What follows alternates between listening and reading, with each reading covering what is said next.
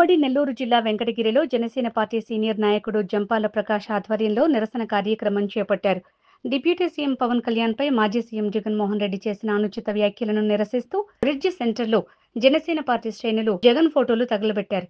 Assembly ఎన్నికల్లో YCP పార్టీకి ప్రజలు బుద్ధి చెప్పినా జగన్మోహన్ రెడ్డి మారలేదని, పవన్ కళ్యాణ్ పై జగన్ వ్యాఖ్యలు సరికాదన్నారు. మా ఉమ్మడి నెల్లూరు జిల్లా మాజీ మంత్రి అనిల్ అన్నట్లు వైసీపీ పార్టీకి బుల్లెట్ దింపామా లేదా అని జనసేన పార్టీ నాయకుడు జంపాల ప్రకాష్ ఎద్దేవా చేశారు. మన పవన్ కళ్యాణ్ గారి మీద జగన్మోహన్ రెడ్డి గారు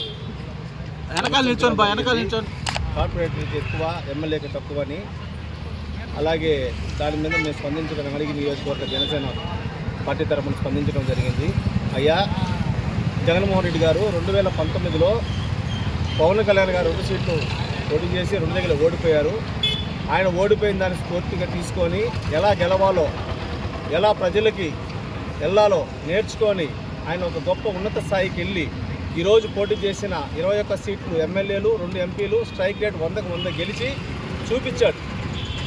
మీరు 151 సీట్లు పెట్టుకోనున్న మీరు ఈరోజు అదే పవన్ కళ్యాణ్ గారిని వ్యక్తిగతంగా విమర్శించడం వల్ల ప్రజలు మీకు 11 సీట్లు ఇచ్చారు. మీ 11 సీట్లతో అసెంబ్లీలో మీకు ప్రతిపక్ష హోదా రాలేదనే బాధతో మీరు మాట్లాడతారు. ఓకే, మీకు 11 సీట్లకి ప్రతిపక్ష హోదా రావాలంటే 10% స్ట్రైక్ రేట్తో 175కి దాదాపు 118 సీట్లు, దాదాపు 18 ఎమ్మెల్యే సీట్లు వచ్చింటే మీకు ఆటోమేటిక్గా ప్రతిపక్ష హోదా వస్తుంది. అది కోల్పోయి నాకు ప్రతిపక్ష హోదా కావాలి అనుకుంటే ఎటొస్తుంది? ఒకవేళ పాసిబుల్ అయితే బయట రాష్ట్రాల నుంచి ఒక 7 మంది ఎమ్మెల్యేని తీసుకొని అసెంబ్లీలో పోతే 18 మంది అవుతారనుకుంటే అట్ట కూడా అసెంబ్లీలో చట్టం లేదంట. కాబట్టి నువ్వు ప్రతిపక్ష హోదా కావాలి, నా మైక్ కావాలనుకుంటే నువ్వు సొంతంగా మైక్ పెట్టుకో, మాట్లాడుకో. పవన్ కళ్యాణ్ గారిని వ్యక్తిగతంగా విమర్శించాల్సిన అవసరం ఏముంది? నువ్వు ఒక్కడవే 21 సీటుకి 21 తెచ్చిన మా పవన్ కళ్యాణ్ మాట్లాడితే, నువ్వు 151 సీటు రూలింగ్లో ఉండి 175 స్థానాలను పోటీ చేసి 11 సీట్లు పరిమితమయ్యారు. ఒకనొక స్టేజ్లో 9కే వచ్చాయి. మీ టైం మళ్ళీ సాయంత్రం బాగుండి 2 సీట్లు మీరు 11కి వచ్చారు, కానీ లేకపోతే సింగిల్ డిజిటే మీది.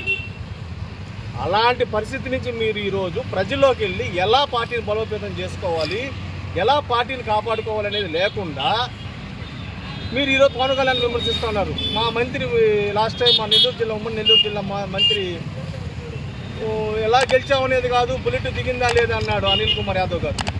అదేవిధంగా మేము చెప్తున్నామయ్యా, ఎలా ఓడిపోయామో అలాగే గెలిచి బుల్లెట్ దిగిందా లేదా అని చెప్పి డిప్యూటీ సీఎం చూపించాము.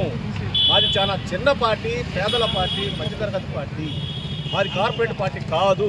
ఓటుకి 5,000 10,000 ఇచ్చి మేము గెలవలేదు. ప్రజల్లోకి వెళ్ళి ప్రజల మనసులు గెలిచి ఈరోజు మేము పార్టీని నిలబెట్టుకొని 14వ తేదీ అంగరంగ వైభవంగా పిఠాపురంలో మేము ఆవిర్భావ సభ చేసుకుంటుంటే మధ్యలో నీ బాధ ఏందయ్యా మాకు అర్థం కావడం లేదు.